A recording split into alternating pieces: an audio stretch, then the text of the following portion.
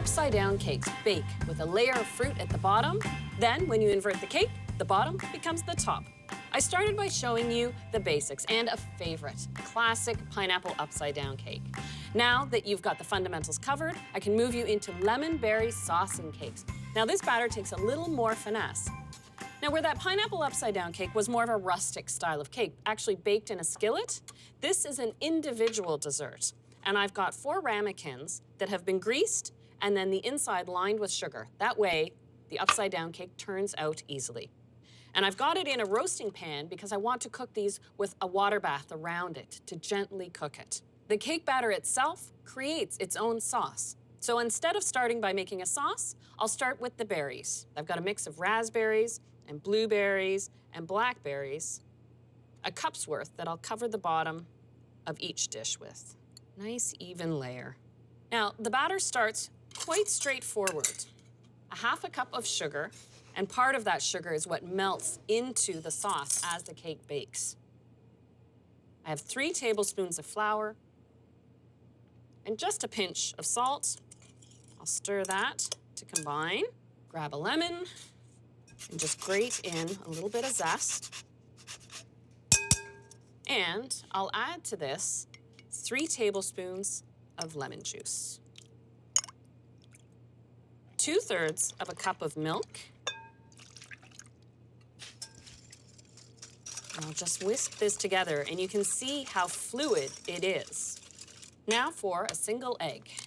I'll separate the egg, so I'll have the white in a separate bowl and add the yolk to this mixture. I'll just whisk the yolk in, and then grab a new whisk. And because it's just 1 egg white, you can whip it easily by hand until it reaches a soft peak.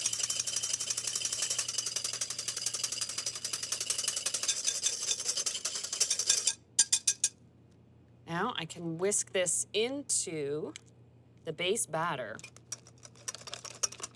As you can see, this cake batter is more fluid than any other typical cake batter, but that's where the magic happens, because as it bakes in the oven, the moisture draws to the bottom, the egg whites lift to the top, so you get a cake layer with a lemon, almost curd-like sauce underneath, and it cooks through with the berries. It's absolutely beautiful.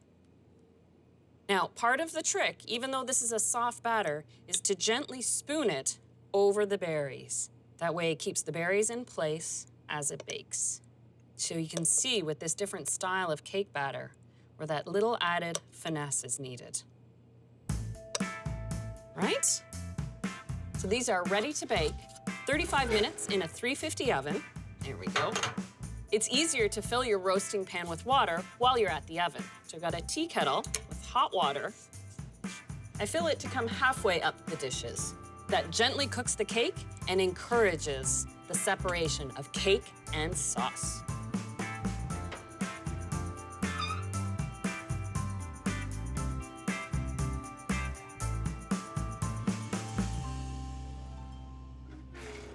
Ooh, they really puff up. And you check the doneness the same way you do a sponge cake. You just press the top. When it springs back, you know they're done. Now, these cakes are too hot to take out of their dishes right now. I have some that have been taken out of the water bath and cooled. So to take it out, run your spatula around the inside of the dish, put the plate over, invert, and reveal that beautiful lemon curd filling with the berries hiding just underneath. Isn't that absolutely decadent? How lovely. And the berries are hiding there between the sauce and the cake, just like an upside-down cake should be.